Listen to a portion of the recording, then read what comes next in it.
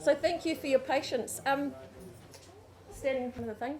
I'll move around so that I don't block everybody's view, but the project that we did is written up in a report which is relatively enormous, and an executive summary is available downstairs at the resource table if you're interested, or I can send you the whole thing if you're really interested.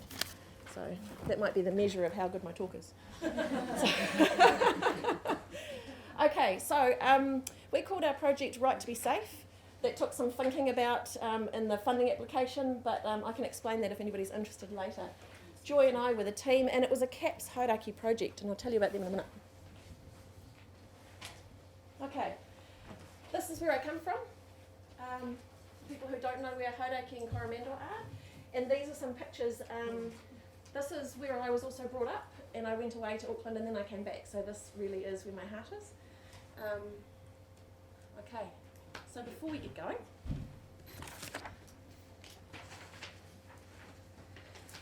so in our area we don't have specialist sexual violence services. We have a lot of generalist services. We have a lot of little towns and a couple of relatively big ones at 6,000 or 7,000 people, and all of the services are actually offered from that hub. You have little community services of 1 or 2 people who work part-time, and they're generalist, and that's the way that it kind of works, I think, in a lot of rural areas. And CAPS Hauraki is the Child Abuse Prevention Service, and they offer services throughout the Hauraki Coromandel region. There's an office in Thames and in Paeroa, and they're a member of the Hauraki Family Violence Intervention Network. I'm actually hosted there, so my office is in their buildings. And this is our logo, so they're working within a kaupapa of a violence-free Hauraki anyway.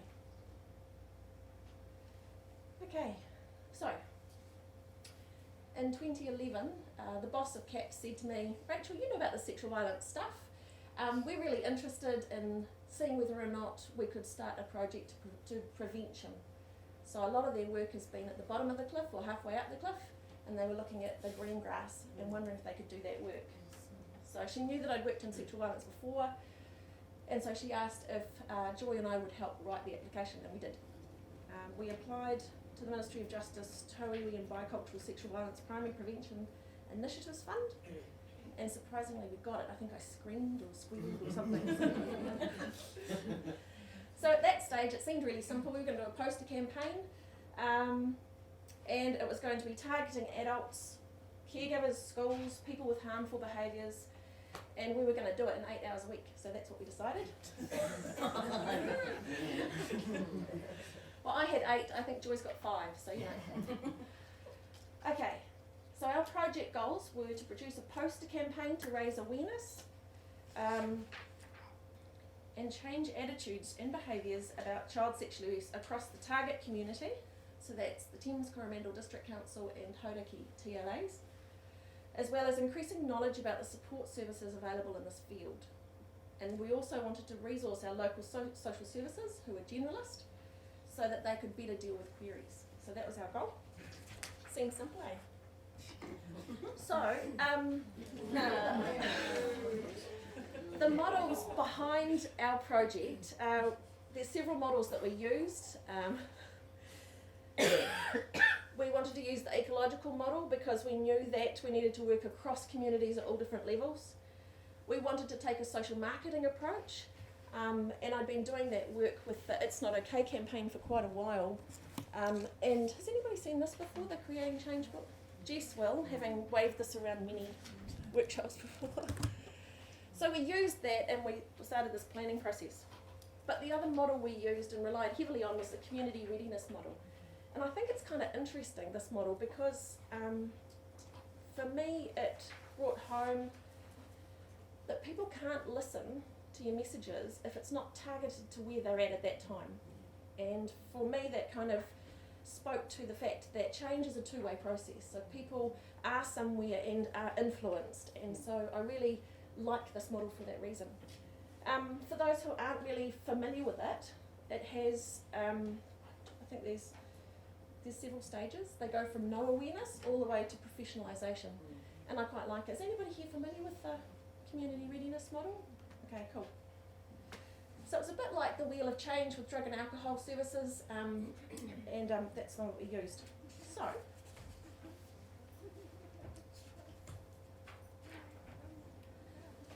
So in order to target our messages at the right community, at where they're at, we needed to find out about our local people. And so we surveyed 25 child-related social services in our region. And there's only, I think, about 30 or 40 social services, so that's most of them. We wanted to find out their community attitudes about child sexual abuse, so what did their community think? We also wanted to find out what resources they currently used. We wanted to know what they needed in order to deal with sexual abuse of children. And we wanted to know the number of disclosures that they got. We also asked them who they thought we should target in the poster and what kinds of messages. So, can anybody guess what their attitudes were?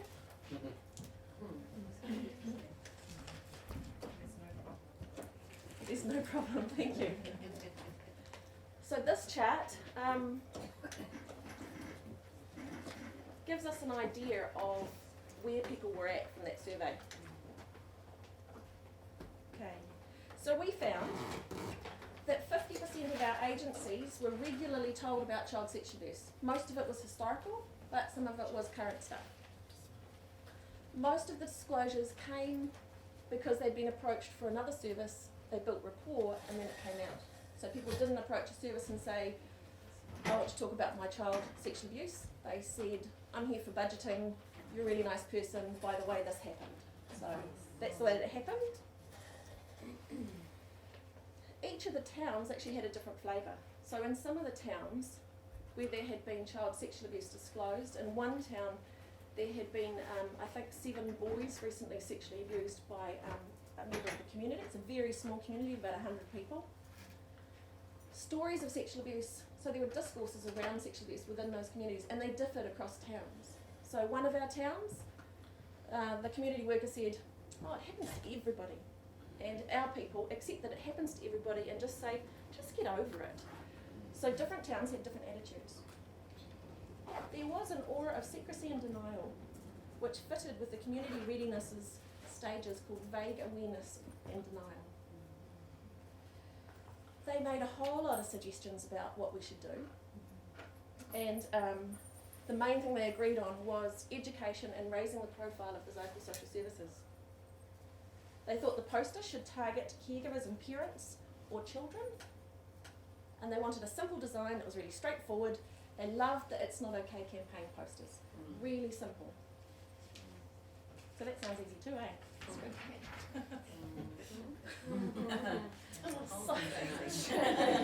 So I'm just going to run through the poster incarnations. There's a few slides on this.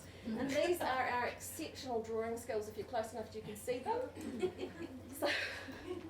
So we pulled together their ideas. We'd done a lit search. We'd done scoping online. We'd called just about every sexual violence service in New Zealand. So hello if we spoke to you. Thank you for your help.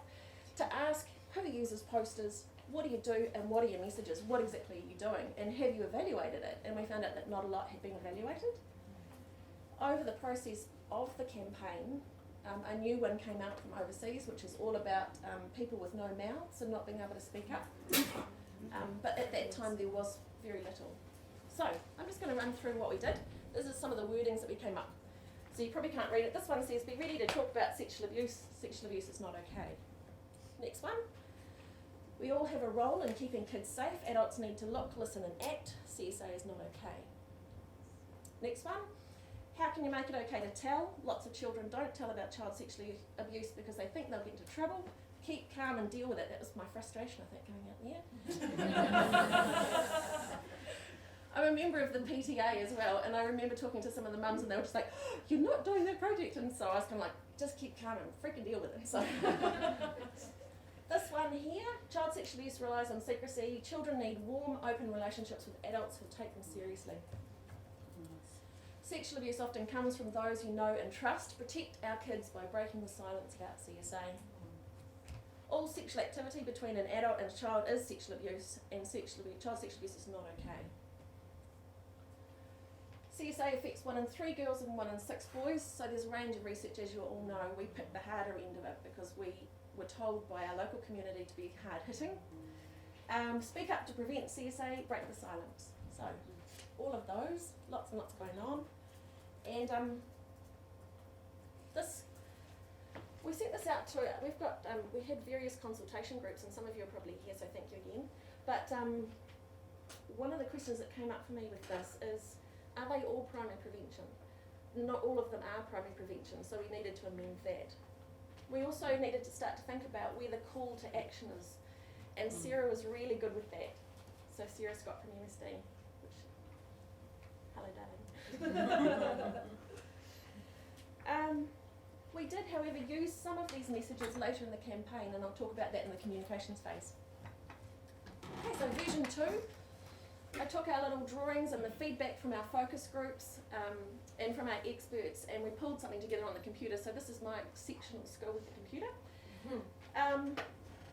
Using the community readiness model, we started to think about this kind of wording. So grown-ups can change our world, speaking from the kids. Our community can change their world. Sexual abuse is not okay, break the silence. So that's the call to action. This one here, stopping child sexual abuse is everybody's business. So same byline, and we thought we'd finished at that stage, so that was pretty nice. But we didn't. So, from here we again consulted with our groups and our local services, and this is version 3. So this one here was trying to get into the mind of kind of like the normal, if there's a normal person. I've been told I'm not it. So if there's a normal person and they're sitting there watching TV and they see it on the news and they're kind of going, oh, that uncomfortable feeling, but do I need to consider this? So trying to get to them there. This is bringing in the earlier version. And this one here is trying to bring in a conversation. This was informed by the It's Not Okay campaign, who were talking about this kind of format a lot, and it was really helpful. You'll notice each of them has a little black box. The feedback that we got from our services was the 1 in 3, 1 in 6 was the most hard-hitting thing, and it got people, and they wanted it, so we put it in all of them. Okay, so, actually, I took this to the PTA and did a little focus group there, which was great, with teachers and adults who knew nothing about child sexual abuse, and I thought they'd just pick one. And they didn't. So they said, oh, well, we like this, and we like that, and we don't like that, and you just keep that bit there. So you might have noticed that the line down the bottom's changed. We were saying sexual abuse is not okay. And what they said was, oh, to me that looks like you're saying sexual abuse is okay. So they didn't see the not. I was horrified. So that all changed. So this one here, again, I designed it, so the pictures are terrible, but what we were trying to do is to have 6 boys and make people wonder which one, and to have 3 girls and to make people go, which one? And this was a great conversation with Catherine McPhillips actually, and she said, wouldn't it be great if they read that and the next time they were with 3 girls they went, which one? Like that. So bringing it kind of into their life, I thought that was really cool. So. So what we did then is we sent this one to the designer, I think. Is that right, John? Yeah. And the designer, I had to find an image of kids that weren't Kiwi kids but looked multi-ethnicity, that were below 12 because our age group was 5 to 12s. And this pretty much, after about 10,000 images, looking through 10,000 images, is the best I could come up with. And I sent it to the designer and he said, they're all smiling, they look like a toothpaste ad. And so he said, why don't you bring in the 1 in 3, 1 in 6 by putting crosses on their mouths, and that kind of indicating that sexual abuse is silencing for children, and that we as adults need to speak up on their behalf. So I thought at that time, wow, that's an interesting idea. George is a very clever man. So this was our final poster. And this is our final poster. If you'd given me 6 months to think about it, it might probably have changed again, but that's what we put out there. So that is the development of the poster. Has anybody got questions of the development about the poster? You get permission of those kids to have the crosses over their mouth? No, the site, we actually bought the image, and the image says you can't use it for any, there was some wording around, you can't do something that's going to harm the children. So you couldn't use it for things like alcohol advertising and stuff like that, but we looked really carefully at the terms and conditions, and George seemed to think that this would fit an okay criteria. I don't know, it sort of implies to me as though those particular ones have been separately used. Right, and this has been the most contentious part probably of the whole project, and I'm going to come back to the crossing of the mouths, because I think I would make a different decision now. I don't think I would do that. So,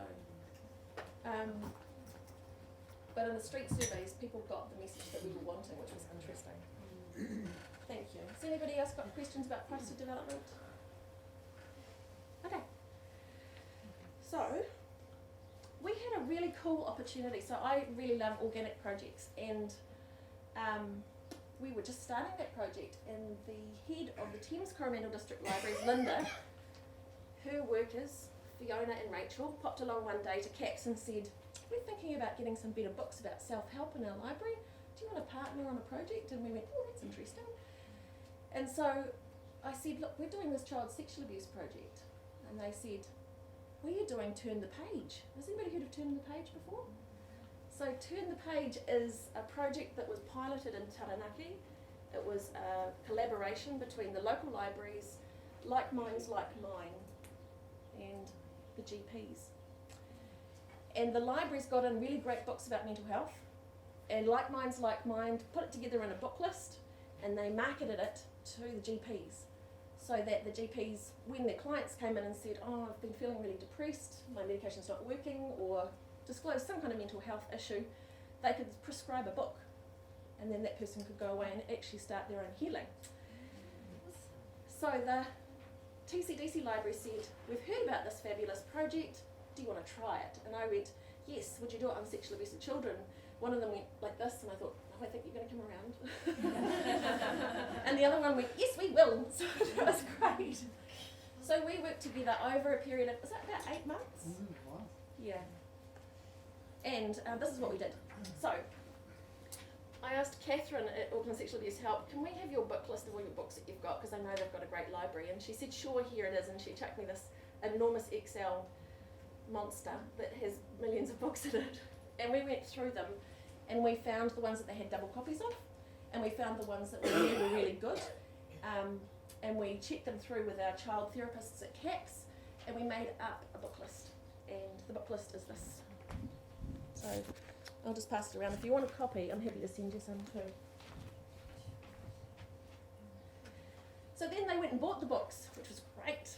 So they've got lots of fabulous books now. We also have Hauraki District Library in on this as well. So the two libraries, that's all the libraries essentially for the whole region got in on this. We created the book list, and then actually in a conversation with poor Catherine again, I said, it's so exciting. And she said, what if people come and disclose to them? And I was like, oh my gosh, that's a fabulous thing to think about. And so I scraped together every bit of money I possibly could out of my budget, and we paid for Amy. Yay for Amy, where are you, darling? Yes, to come down and deliver the disclosures training. So all the library staff, and we opened it up to community services, had disclosures training, so that if somebody talked to them, they would know what to do. So, all right. So we're working towards this launch date. We've got the book lists, we've got trained people, it's looking pretty good, we've got our posters. And then we need to do some publicity, so I go and talk to the councils, we get it up on their websites. We get some stuff in the paper about this collaboration between the libraries and us. And we do some displays in the library, so there's a bit of publicity going on. And then we call all the GPs in the region. And we say, this is the project we're doing. Would you like some book lists to be able to give to your clients? Oh, and we've got some other resources too. Would you like them? So we're busy sending stuff out. That's what we're doing. This is the book list, just for people who want to see. I'll talk about the spine label in a little bit, but just to give you an idea. Okay, so then we're waiting for the launch, and we also are trying to get this big chunk of work, which is about resourcing our local agencies. So we can send them posters, which we do. and stickers. I have 3 left, they're like, no, 2 left now, these. They got to do the disclosures training if they wanted it. And in the first survey, we asked them about what they needed, and they said, oh, it'd be really great to have a checklist. We'd like a list so that if somebody came to us and disclosed about anything to do with child sexual abuse, historical, current, problematic behaviours, prevention, we could just run through that list and we will have known what to do. I'm like going, yes, years of training go into that, but anyway. So I got together with Michelle Pascoe, who's the clinical leader of CAPS, and all of the years at Rape Crisis, it's still in my brain, and we made a kit and used fabulous resources that are in the community. We used Auckland Sexual Abuse Help's work in the back. We did a whole lot of building for this kit, so I'll talk about the kit and pass this around. If you want a copy, this is what it looks like on a disc. This is what it looks like in the thingy. It's about 100 pages. I can send you one, but we're only sending one per agency, so please have a look. There you go. So the kit is a monstrosity. Wow. But the first part is really simple.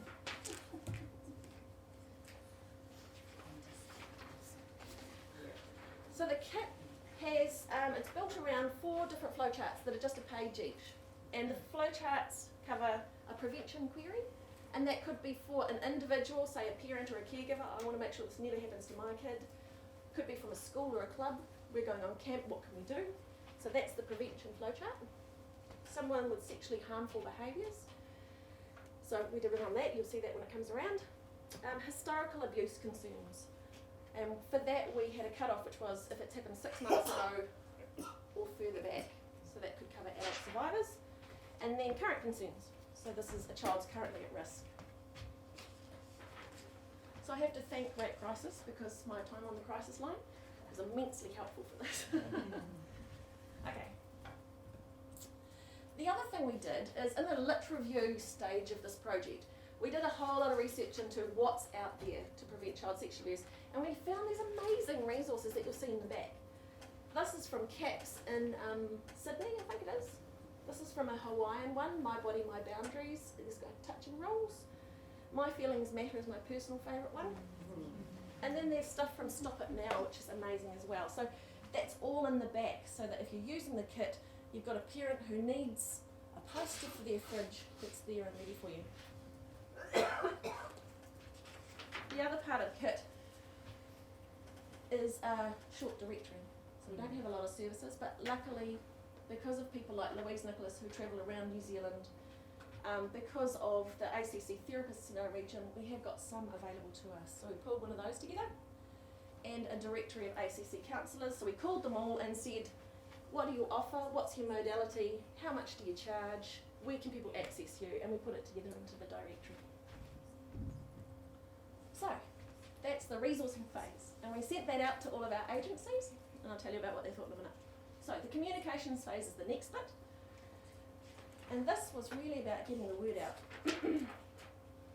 So we did a range of media before and after the launch. So that means press releases, that means talking on the radio, all that kind of stuff. We also did some radio, I did a series of little documentaries that are about 2 minutes each one. And the guy from the radio station that I did it on said, people can't cope with too much of this stuff. So it was really simple things like, it can be really hard to know what to do, but the main thing is that we do something kind of really common everyday language. So that we did that. We had a launch in June. That was really great. We had about 50 odd people come. It was well supported. Joy and I then did a road trip. So I don't know if anybody's driven around the Coromandel Peninsula, but you can wipe out several days doing that. So we did it in a day and it was tricky. And we just stuck posters everywhere we possibly could, but we asked their permission because it's such a sensitive topic. So we put them in churches, we put them just everywhere. Okay. We also, so overall, the figures and everything are in the report, but we distributed 350 A4, 350 A3 posters. We did 100 resource kits we distributed, 900 book lists, that includes the libraries, and all of the diary stickers went except for those 3 gold over there. And we did presentations, so we went to the council, we went to alcohol and drug services, we went to mental health, because they needed to know, we're about to talk about this really big thing and you need to get ready because there might be some backlash there. We went to talk to the student peer support teams at some of the high schools, and so just getting the word out there. We also did nuggets for school newsletters. Has anybody heard of a nugget before? Apart from Jess, who has brought me into knowing what this is about. Does anybody here a parent with a school-aged child? Yeah? Do you read the newsletters? Yeah. So school newsletters were the one thing every week I read religiously because I have a 10-year-old. And so we thought, let's call all the schools and we'll design some nuggets using that initial information and we'll get it out there. So we did, and some schools put all of them in every week for 10 weeks because we did 10. Some of them put the initial one in saying the campaign was happening and that the books were available, and some didn't do anything. We did displays at the local malls and in the main street of Thames. We relied on the Hauraki Violence Intervention Network to get the posters out a lot, so that was really good. So how am I doing for time? Ooh, about the way there. Okay, so evaluation. I think I've only got 3 or 4 slides left, so evaluation. So we needed to know, was it working? So we did some street surveys. We pestered people on the street, and it was a fascinating process, great education tool. And what we did is we asked them, had they seen this poster before? Over 50% of them said yes. Yep, I've seen that before. We asked them where they'd seen it. They said, oh, I've seen it down the main street. I've seen it in the mall. I've seen it, so they had seen it, which is great. We asked them what they thought about it. Was it clear? And pretty much everybody said, yeah, it's pretty clear. Stop sexual abuse. It's time to talk about it. There was some confusion about the crosses on the mouths. Very small number. Most knew about a support service because we asked them about, do you know where you go to get help about this? Most did. And everybody was supportive of the campaign. So everybody said, good on you. It's, I like to see this message. We need to talk about it. So they got it. We also did some evaluation with the library. We asked them about the number of issues. So how many books have gone out. And they gave us some really great anecdotes. I just want to share one. One of the library staff said, this parent came with some books, because lots of the books were for children, and they said, oh, I'm so glad that you've got this because I've been putting off this talk for ages and now I can do it. And I went, oh, that's such great news. So, they also, the staff said, people would pick up the books and go and sit in the corner and leave them, so they'd find them away from their displays. And that when the displays were not at the front, they got more people taking the books out. So if they could just surreptitiously kind of access it, it went really well. So that was good. We also evaluated our community agencies. We asked them a lot of questions actually. I'll tell you what we asked them. We asked them, was the poster effective? Has there been any organisational change? Has there been an increase in calls? And what do they think about the kit? So in our area, if it's a short questionnaire, you might get some people answering it, but otherwise you're pretty stuffed. So the key about our evaluation, I think this is a flaw, is that we had to do it 6 weeks after our launch. So we only had 6 weeks worth of data. And even in that time though, the libraries said that they had 14 issues from TCDC libraries and 13 issues from Hauraki district libraries. So for our little towns, that's quite a lot. So, okay. So I just put some of the quotes up from what our community agencies said. They said the poster highlights that sexual abuse is a real concern, especially the statistics, so they like that. Organisational change. Lots of people said no, there hasn't been any organisational change, but lots of them also said at the same time, this has really brought sexual abuse to the forefront of our minds. There hadn't been an increase in calls according to our agencies, but that's 6 weeks after the poster went out. There was one organisational change I wanted to talk about. One agency completely changed the way they took calls. So they would just let their administrator answer the phone and they'd take a message and then hang up. Because of this, they organised a duty roster. They made sure that somebody would be immediately spoken to by a clinical person, so they changed everything around. Okay, so it's hard to say in a really short time anyway. So, alright, so in conclusion, our goal was to raise awareness. We did do that, our evaluation said that we did do that. The library component, I think, was one of the better parts of this project, and it wasn't even in our original application.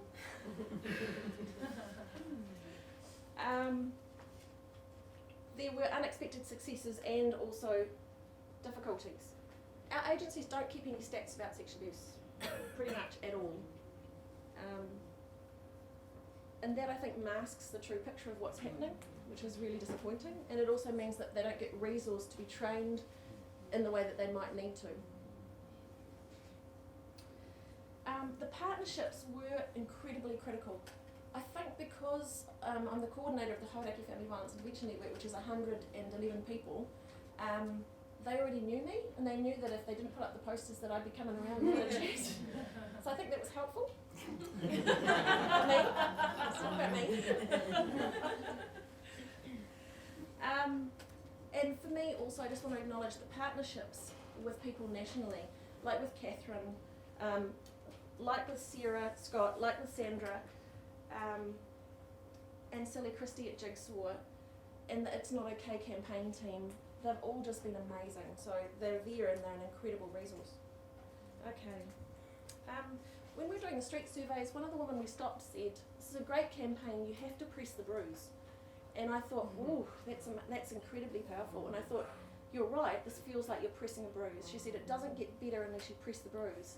And I thought, it's a fine balance between pressing the bruise and making it okay for them to hear stuff. And so that's what interests me. I'd love to do a study on that. The last thing I want to talk about is this. We had one complaint, so I just want to talk about that. The library staff developed a spine label for the books so that when you're walking along, you can just find the book that was about sexual abuse. And this is what it looked like, if you can see it. It's one of the girls from the poster. She's got a cross on her mouth. We had a complaint from a woman who was really distressed about this, and I actually understand that now. So we're thinking about the spine label in the context of the poster. There's shelf wobblers, there's displays everywhere. So we think, oh no, there's enough context, that makes sense. And what she said was, this is saying, little girl, don't say anything. And I was like, oh my God, I never thought of that. So we changed them all, so we now have this. It's time to talk about it, which also links to the poster. And what that taught us was focus groups are hugely important, I think. And we need focus groups for every single aspect of the campaign, not just the main bit, not just the poster. So that was really fabulous to learn. So I guess now we've got year 2, which is really surprising, and I'm so grateful. We're going to develop this further, and I'm happy to talk to anybody about what we're going to do from here on, but I'm up for my time, I think. But I just want to ask if there's any questions that anybody has. Yeah. I have a question about the book, the unexpected success. Did they actually display the book? And, you know, because you're saying that the books were put somewhere quiet, but having that display, and was that taken comfortably, or is there any feedback about sort of launching that concept? Yes. So all of them had really upfront displays for the 6 weeks, really. Oh, okay. Yep. And then after those 6 weeks, they took the upfront display and they kind of put it in the corner, just to test which one got better uptake of the books. The corner got the better uptake. Yeah. So they had the posters everywhere, but actually having the books somewhere, because people are so whakamara about this, that being able to pick it up quietly worked. But then for your actual goals of achieving some feedback, you needed to have that launch, so it's cool to have that. I think that's a good measure there too. That's right. And so they learnt move it around, because not everybody's the same, and not everybody's got the same level of braveness. Yeah. And interesting, the Aotearoa Hauraki libraries, most of the books that were lent out were kids' books, and in Thames, most of the books that were lent out were adult books. And they think that's because they put the displays in different places. So I thought that was fascinating, and they're really open to working with us again, which is cool. And they call themselves the social services of the mind, and I love that because I'd never thought about libraries like this before, and they're amazing. Yeah. Thank you. Any other questions? Yeah. When you said you gave the books out to the doctors. Was there any room for the doctors to give feedback at how many books that they gave out to their clients? We didn't actually. We did get some anecdotal feedback saying these book lists are amazing, I'm using them a lot, I want one about domestic violence. So that's my other job with my other hat, is to pull the list together for that one. But we didn't evaluate how many they'd given out. The 6-week time frame was just too close to do much more. You'd be able to do a follow-up on it. It's a good idea. We will be talking to them in stage 2, so. The other thing I wanted to talk about was the when you had the picture up about the children with the crosses on their face, and then you spoke about the families, I saw a vision. The vision was that picture there when you said that which one of these children have been abused, and you've got the ones with their crosses across their mouth. The vision was when you spoke about the families that there's a connection coming through. That's trying to evade me now because it doesn't want me to speak about it. That's powerful. That's quite powerful with the children's crosses on them, but also what it's also saying about that no one's speaking for the children. That's what was coming across to me. As soon as you said about the parents, the two came together, which is whānau hapu and iwi, and that the parents are not speaking for the children, and it's time for the parents to speak up for these children. That's what as soon as it came up and you spoke it, that's the vision that jumped up in my head, and I saw a connection of the family coming through to the children with the crosses on their mouth, and the parents speaking up for the children. Thank you. Kia ora. The other thing we were also, I don't know if you got it, but this is supposed to be talking to people with harmful behaviours as well. So it's time to actually talk about it and get some help for it. So we needed to I thought this has got so many different levels to it, but yeah, you can interpret it as you want. Did you have the opportunity in the focus groups and when you were developing it to look at differences between Māori and Pākehā communities and how they would connect with these messages? We didn't, and we'd love to have more opportunity to do that. We have Te Whāriki Manohini o Hauraki and Wahine Ora and Hauraki Māori Trust Board on our focus groups, and they fed back, but some of them did talk actually about how it is that it is for Māori around this, but we didn't actually run this post past them again at the end of it all. So yeah, there's lots of opportunities for learning, I find, but yeah. I just want to say, it's a wonderful project you're doing. Thank you. I've been working in the field for 40 years, and look, this is just really, really good for me. And the other thing that's more wonderful, looking back as an older woman, that I remember when Marie's Vera first did that research, and she got personally destroyed for really, really attacked by New Zealanders, by us as a culture, and one in 4. So how wonderful that all the energy in this room and all the other people around here have brought it this far, and like all part of it, eh? Absolutely. I just want to say that, and congratulations on you. Thank you. And thank you as a sector for enabling this to happen, because I think it's time. Thank you. Rachel, I'd like to give you this beautifully woven kite on behalf of Tour Next, and to thank you from all of us. You filled up our kites today. I think Rachel has, she's a wonderful woman. Everything she does is wonderful, and in 8 hours, a week is amazing. You've showed us how you developed the program, rolled it out, and delivered it, and evaluated it. I mean, that's a huge learning for all of us, and sharing the positives and the challenges is really valuable for all of us. So thank you so much from everybody here.